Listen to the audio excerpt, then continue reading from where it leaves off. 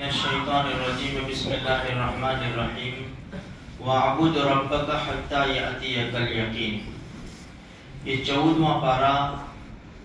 سورہ حجر کی آخری آیات ہے، جہاں پارہ 14واں ختم ہوتا ہے۔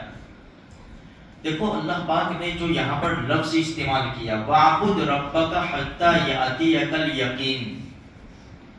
تیرے رب کی عبادت کر موت تک، یقین یعنی موت۔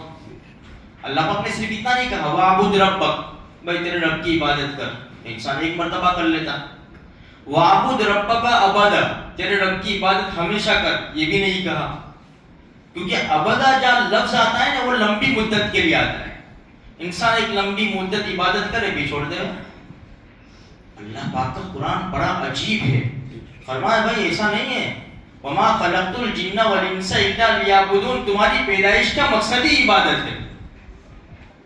تو تمہیں عبادت کرنی ہے موت تک۔ کبھی کی عبادت کبھی نہیں کی، آج ہماری نمازوں کا یہی حال ہے نا، کبھی پڑھی کبھی نہیں پڑھی، کبھی پڑھی کبھی، ایسا نہیں ہے، بلکہ جب سے ہوش سنبھالا ہمارے اوپر نماز فرض ہوئی، جتنی بھی عبادت ہے ہمارا فرمائے موت تک کرنا ہے، اللہ کی عبادت موت تک کرنی ہے۔ حدیث میں آتا ہے عتبہ ابن عبید رضی اللہ تعالیٰ عنہ فرماتے ہیں کہ نبی کریم صلی اللہ علیہ وسلم نے ارشاد فرمایا اگر کوئی آدمی اپنی پیدائش سے لے کر موت تک سجدے میں پڑے رہے اللہ کی رضامندی کے لیے، پوری زندگی پیدائش سے لے کر موت تک سجدے میں پڑے رہے، تو قیامت کے میدان میں اپنا یہ عمل بھی وہ حقیر سمجھے گا کہ میں نے کچھ بھی نہیں کیا۔ اب اندازہ لگاؤ ہمارا کیا حال ہوگا۔ ہم چھوٹی موٹی عبادت کر لیتے ہیں، اب اتنے اطمینان میں ہیں ہم لوگ، حالانکہ اللہ کی اتنی بڑی بڑی نعمتیں ہمارے اوپر برس رہی ہے نا، اس کے مقابلے میں ہماری عبادت کچھ بھی نہیں ہے۔ اس لیے میرے بھائیوں، بھائی جو کرنا ہے وہ تو کرو، جو کرنے کا ہے اس میں بھی ہم کمی کریں گے تو پکڑ جائیں گے، پھر اللہ ہماری حفاظت کرے۔ بھائی 5 نمازیں دی اس میں بھی ہم کمی کریں گے، حالانکہ 5 نمازیں ادا کرنے کے بعد ہمیں تو نفلیں پڑھنا چاہیے، تہجد ہے، اوابین ہے، چاشت ہے، کتنی، بھائی چلو نفلیں، یہ قرآن کریم دیا اتنی زبردست کتاب، آج ہم نے اس کو بھی چھوڑ دیا ہے۔ جس نبی کے صدقے میں، جس نبی کی وجہ سے ہم ہدایت یافتہ ہیں،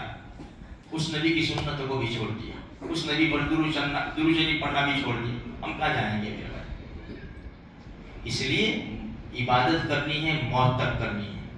تو میرے بھائیو ہم نیت کریں کہ اللہ کی عبادت انشاءاللہ ہم موت تک کریں گے،